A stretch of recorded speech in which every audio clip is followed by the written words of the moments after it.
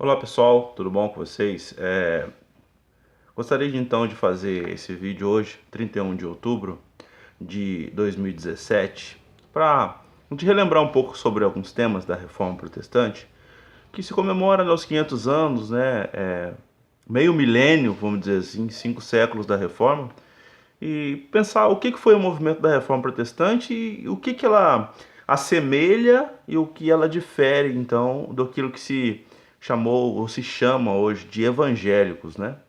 Então, em primeiro lugar, a Reforma Protestante ela é um movimento não somente de cunho religioso, é um movimento que pensa uma realidade. Ele é um movimento intelectual, nascido dentro da igreja, mas com forte ênfase sociais, políticas e econômicas. A reforma protestante é uma nova maneira de enxergar o mundo, adequando aquela realidade, saindo então de um período feudal, de uma idade feudal, para aquilo que convencionou se chamar de modernidade. Então, mais do que 95 teses, mais do que os solas, mais do que uma forma de pensar a igreja ou uma reforma na igreja, a reforma protestante é uma forma de enxergar o mundo e de se relacionar com ele.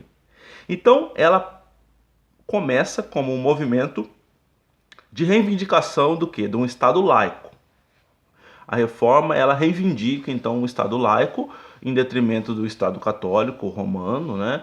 E Lutero então começa nesse sentido. Segundo, ela trata então de uma educação, uma forma de educação. Terceiro, é um movimento que dialoga fortemente com a cultura alemã no caso. Quarto, é um movimento de ênfase social. Quinto, é um movimento interpelador, problematizador de uma realidade, né? Sexto, é um movimento que propõe uma nova leitura antropológica, uma leitura integral do ser humano. E por aí vai. O que isso difere, então, daquilo que nós chamamos, ou convencionou se chamar de protestantismo, de mentalidade evangélica? A mentalidade evangélica que nós conhecemos hoje, sobretudo no Brasil, ela não se insere na tradição reformada por alguns motivos que nós podemos citar aqui, né?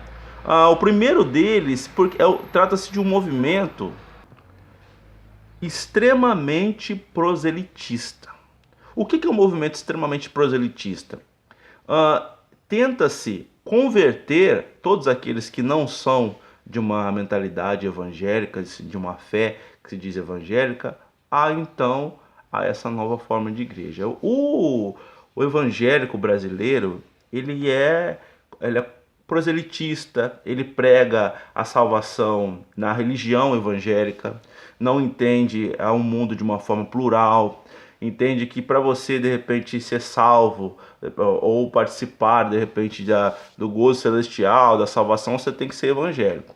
Se você for católico, se você for de repente um evangélico de uma matriz um pouco mais tradicional, você já é enxergado como alguém que não está dentro daquele pacote da salvação. Segundo, é uma mentalidade escapista, né?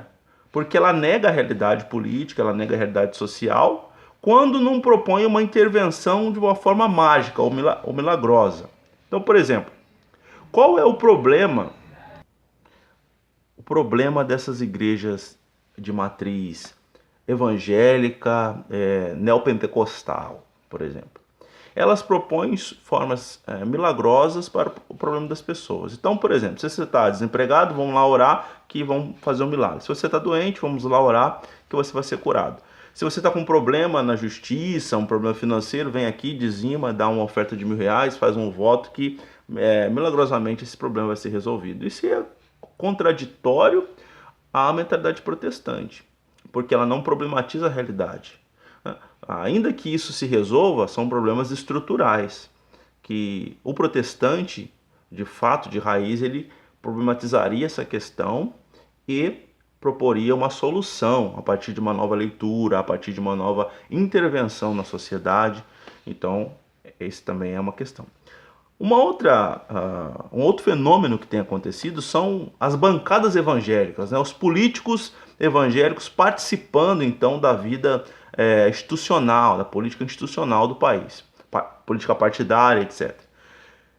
Qual que é a dificuldade, então, se a reforma protestante, ela então propõe de fato uma intervenção, uma interação na sociedade? A reforma protestante, ela propõe isso através de valores, não necessariamente através, como eu disse, de uma pregação, de um proselitismo. Então, o problema do político evangélico hoje no Brasil é uma pregação e uma discussão rasa em torno de um proselitismo. Então, por exemplo, você tem eixos da fé protestante, evangélica, e você, ao invés de diluir isso nos valores cidadãos e trabalhar isso a partir de perspectivas filosóficas, históricas, pedagógicas, você pega essa plataforma e faz disso uma pregação, um discurso quase de uma guerra religiosa contra quem pensa diferente, por exemplo. Então, um protestante que herdou a tradição luterana, por exemplo, reformada, calvinista, ele tentaria ao máximo discutir, através de um viés cultural, através de um viés político, questões de gênero, de sexualidade, questões de uma intervenção maior ou não do Estado na política, mas a partir de pressupostos educacionais. E o que nós vemos são discussões rasas, desprovidas de um mínimo de uma análise bíblica, contextual, teológica, sobre temas como aborto, intervenção de Estado, liberalismo, taxação de impostos, enfim. Isso é contrário também àquilo que se convencionou chamar de uma mentalidade protestante. E isso está muito inserido no evangelicalismo brasileiro, se assim nós podemos chamar. E uma outra questão, que a gente costuma ver no meio evangélico, sobretudo brasileiro, é essa questão da falta de um diálogo. Uma falta de um diálogo no sentido da pluralidade daquilo que nós conhecemos como a cultura do Brasil.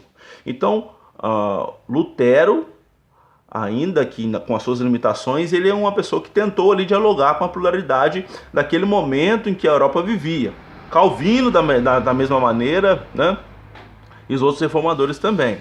Embora em alguns casos, com algumas exceções também, que a gente não pode deixar de fazer esse contraponto. Porém, hoje o que se observa são as maneiras de encarar a sociedade de uma forma muito intolerante, muito fanática, digo isso até mesmo como protestante, de uma forma rasa nas discussões. A gente vê isso claramente em algum discurso, em alguns políticos, né? E assim, uma falta de uma formação ética básica. Então, por exemplo, qual foi a posição da bancada evangélica diante da aprovação ou não do caso do Temer aí para ser investigado? Pega lá os parlamentares evangélicos, votaram todos a favor do Temer.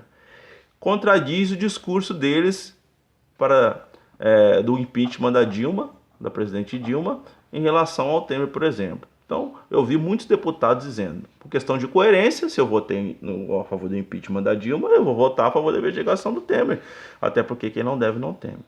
Então, o evangelicalismo brasileiro, ele destoa completamente de uma mentalidade protestante. Até porque as igrejas evangélicas no Brasil, poucas delas estão envolvidas com formação cidadã, despertamento de vocação pública e uma inserção social que não seja com fins proselitistas, ou seja, que não seja com os fins de trazer pessoas conversas para a igreja. Às vezes se distribui uma cesta básica, faz uma assistência social, mas no fundo você quer que aquela pessoa venha aderir à sua fé e venha fazer parte da sua igreja. Na verdade, isso não é uma mentalidade protestante. A mentalidade protestante pensa a cidade como uma paróquia. É assim que se entendia antigamente. A responsabilidade pela justiça social, pela questão dos pobres, da injustiça, passa necessariamente pela discussão da igreja e o seu envolvimento na sociedade, de uma forma a atender às necessidades do povo. E aí, se esse povo vir para a igreja e frequentar, e sim, vai ser recebido. Então, algumas discussões aqui, eu deixo esse link. Mando um abraço para o pessoal que tem curtido aí e tem apreciado. Muito obrigado.